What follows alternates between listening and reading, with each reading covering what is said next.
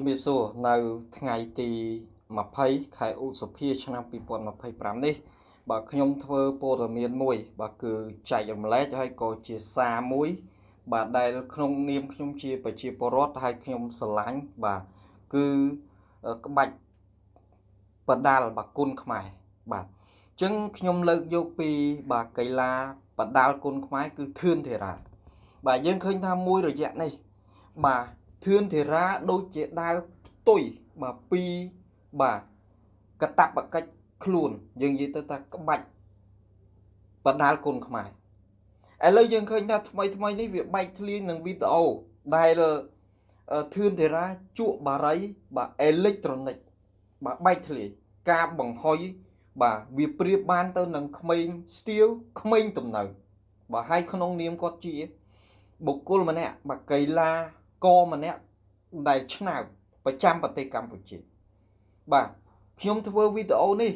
បាទដោយសារខ្ញុំស្ដាយបាទខ្ញុំស្ដាយខ្ញុំចង់ឃើញបាទធឿនធេរ៉ានេះខ្លាចជាស្ដេចបដាល់បាទគុនខ្មែរយើងមួយរូបព្រោះទេពកោសល្យគាត់នឹងវាពេញហើយទី1កម្លាំងគាត់មានពេញទី2ក្បាច់បដាល់របស់គាត់នឹងគឺល្អដែលគាត់បដាល់មិនងាយចាញ់កីឡាករណាទេបាទចឹងខ្ញុំខ្លាចគាត់ប្រើកម្លាំងនឹងវាខុសគោលដៅឥឡូវយើងឃើញថាទី1គាត់ទៅទាត់បាល់ទី2គាត់ទៅវាយបាល់បាទអាចចំណុចអស់នេះហើយដែលធ្វើឲ្យកម្លាំងរបស់គាត់នឹងថមថយបាទគាត់គួរតែរក្សា